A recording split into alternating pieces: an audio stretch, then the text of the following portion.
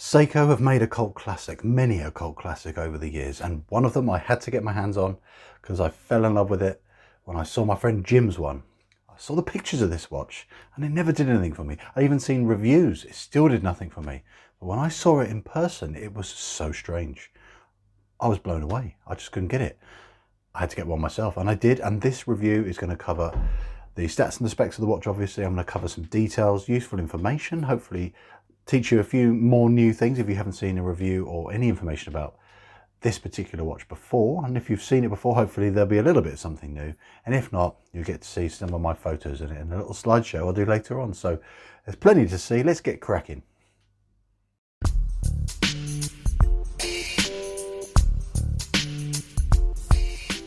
So welcome, my friends, to the Seiko SARB017, the Alpinist. This is a cult classic watch, and I've seen so many reviews of this watch, and I had to get one in because I'd not been that drawn, to be honest with you. I wasn't that excited. The pictures are okay. I was, it was quite nice, the green dial with the gold-plated indices and hands and things like that. And I was like, you know what, it's quite nice. It's not quite sure. I saw my friend Jim, he had bought one. When he showed it to me, I was immediately blown away. I couldn't believe how nice it was when you see it up close. Let's get stuck into some details about this watch, because there's no good you just seeing it looking there static and not getting any more details. The first thing I need to discuss is why it's on one of my Tropic straps. I put it on this because obviously I love green, but the standard strap is not for me. I think it dates the watch, makes it look old fashioned. I don't like this texture, and it's of average quality. So that's why it's not, for this review, staying on this, because it's not my cup of tea. This is my watch at the end of the day, and I love wearing it on this strap because it's very comfortable. I can wear it, get in the bath, don't have to worry about the leather getting wet because it's on a rubber strap. That's why I've done it. So if you fancy one of these and any one of my other straps, do check out my eBay store. Link is in the description at the very top. Any of your support would be so appreciated. Anyone who's bought from me already, you are amazing. Thanks so much for the support. So let's get stuck into this watch, because let's start with some stats and specs, because we need to know about those kind of things first. So I know you guys appreciate a detailed analysis of a watch. So the weight is an important thing. So Gearbas will assist us. So leather, rubber, regardless of which way, it's less than 100 grams. That is a lightweight watch. It is a solid stainless steel watch. Less than 100 is pretty much standard for it not being on a stainless steel bracelet. Now the dimensions of the watch are as follows. So we'll start with this case size. This sits in a sweet spot of just under 40 millimeters, and then the thickness of the watch is only 12. The lug to lug is, again, it's a nice compact size. It's only 46. It wears so well. 20mm lug width for a strap change, and the dial, if you include the inner rotating compass, is just about 33. So this is a really well proportioned watch, and that's what I think is successful with its design aesthetic, is how well proportioned everything is. Nothing looks out of shape or out of symmetry to the rest of the design of the piece, and that's why I think this watch, when you see it in person, it is such a huge success. Before I move on to the next bit, which is discussing the specification in a bit more detail, let's just take a look at this watch outside, just so you can just take in its beauty and appreciate it.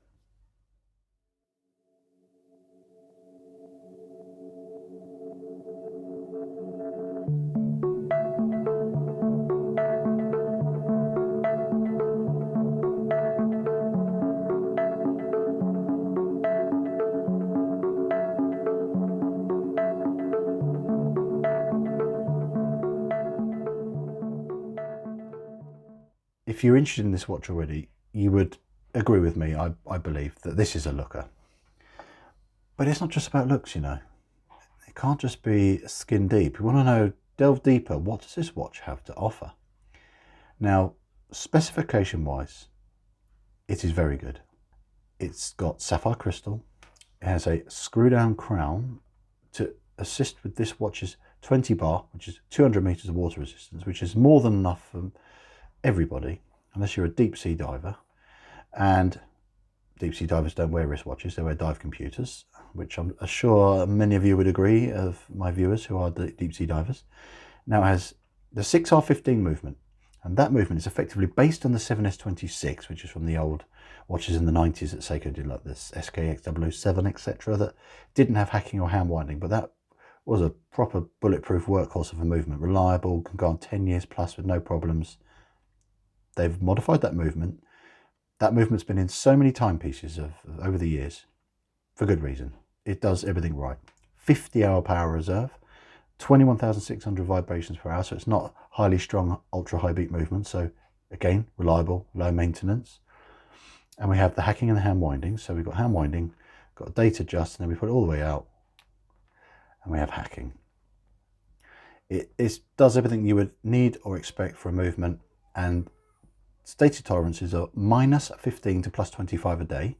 My watch is getting +4 seconds a day, but I'll verify that more when my time grapher arrives, and I'll give you an update in a future video. But that's good. I'm very happy with that, the timekeeping. So you know about the movement, sapphire crystal. We have the fact it has the compass, which you can use any watch with hands rather than the digital watch as a compass.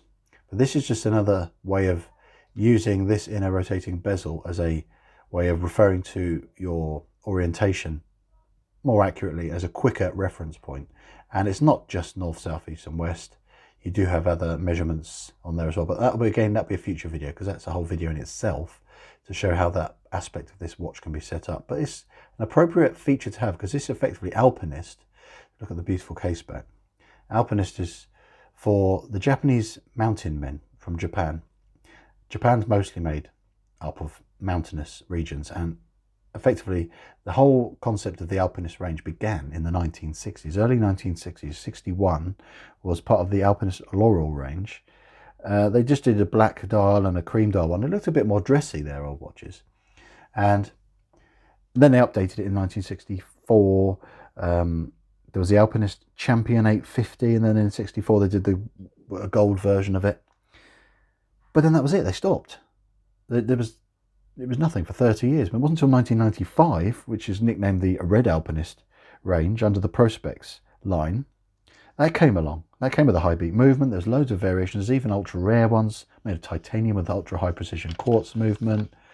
It had this 4 o'clock crown. You know, that was brought in with the rotating bezel, because the original Alpinist was quite a basic, very basic tool. It was just a manual wind watch with 17 jewels and barely any water resistance. They massively changed it in the 90s.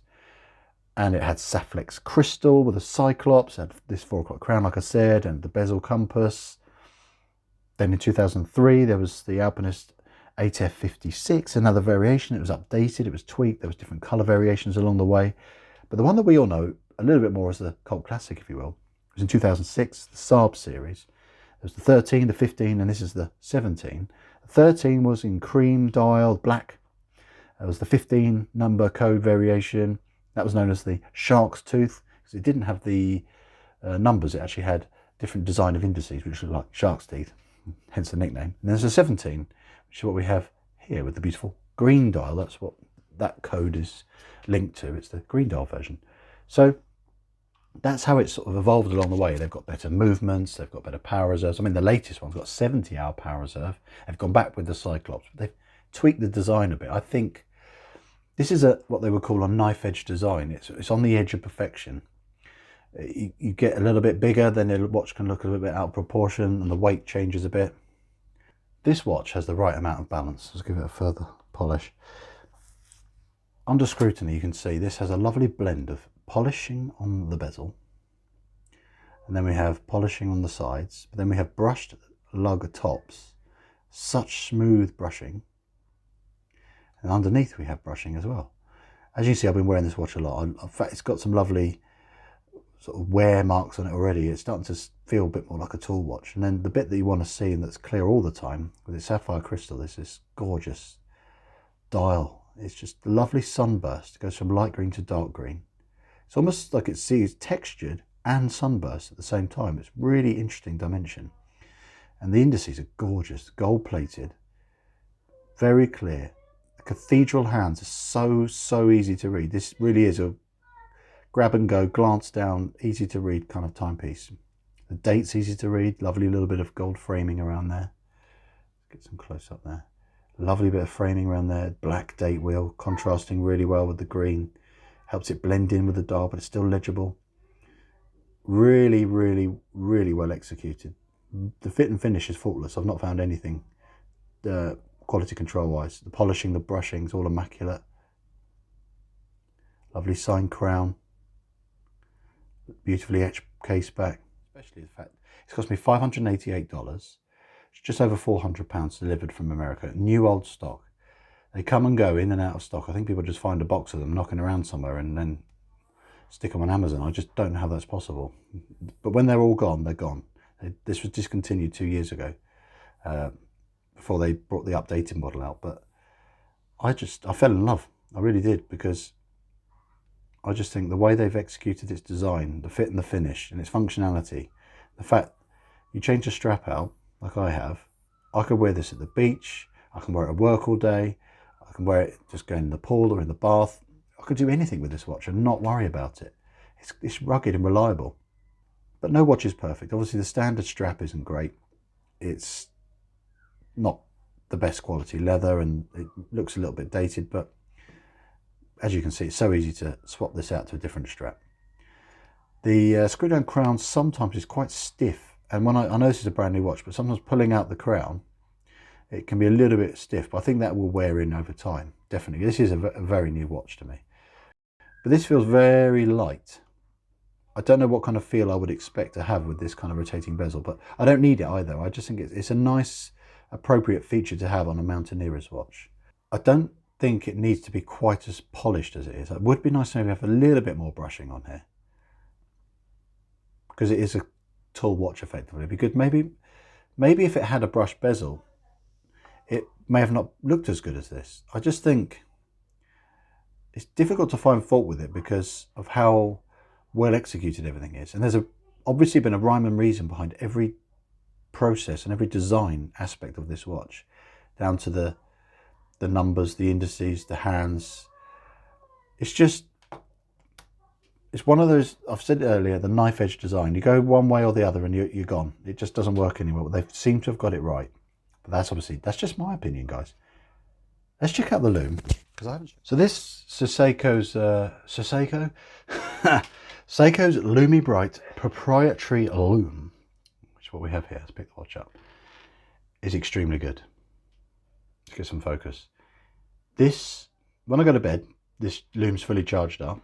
I don't have to charge it up. It's naturally done. I don't have to give it a boost with my UV torch. This, by the time I am about to get up in the morning, I'll say I'll wake up a bit earlier and I'll check the time, it's crystal clear. It's as clear as that. Bit duller, but 8 hours later, it's still legible in the dark. So guys, I really hope this video has been slightly educational. We got to see the watch close up.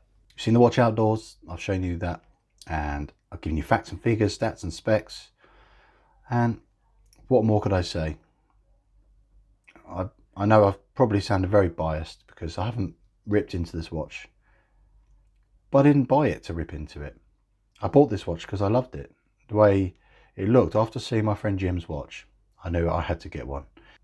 And I would say, regardless if you're a fan of Seiko or not, you've got to appreciate that regardless of the amount of watches that they do produce, which aren't good value for money, they also produce some exquisite masterpieces out there.